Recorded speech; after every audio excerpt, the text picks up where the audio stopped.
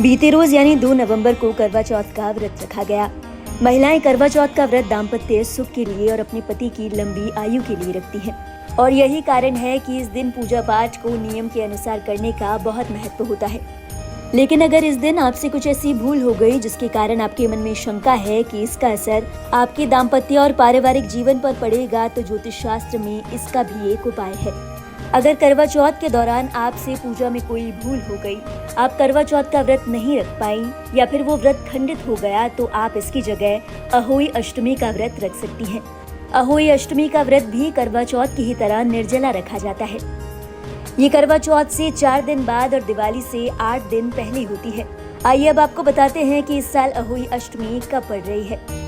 वैदिक पंचांग के अनुसार इस वर्ष कार्तिक कृष्ण की अष्टमी तिथि का प्रारंभ 5 नवंबर को रात 12:59 से शुरू होकर 6 नवंबर रात 3:18 तक रहेगा।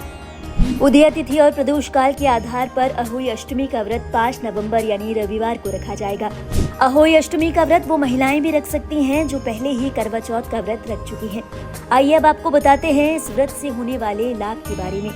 मान्यताओं के अनुसार अहोई अष्टमी का व्रत करने से दाम्पत्य जीवन में सुख आता है। अगर आपके घर में बहुत क्लेश रहता है, आपके जीवन साथी आपसे अक्सर रुष्ट रहते हैं, तो आपको ये व्रत रखना चाहिए।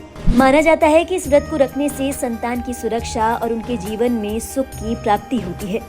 अगर आपके मन में परिवार से जुड़ी कोई भी मांगलिक कार्य करने की इच्छा है, तो उसकी कामना के लिए भी आप इस व्रत को रख सकती हैं। अब आपको बताते हैं पूजा विधि के बारे में। अहोई अष्टमी पर अहोई माता की पूजा की जाती है। इस दिन पूजा का शुभ समय शाम 5:33 से शाम 6:52 तक रहेगा।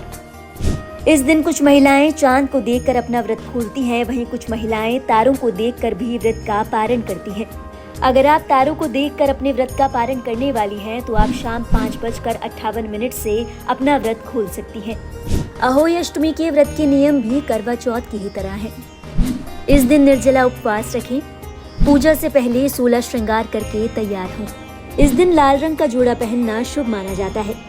आप गुलाबी, पीला या फिर नारंगी भी पहन सकती हैं। इस दिन नीला और काला पहनना शुभ नहीं माना जाता। दुर्गा के स्वरूप अहोई माता की दिल से आराधना करें।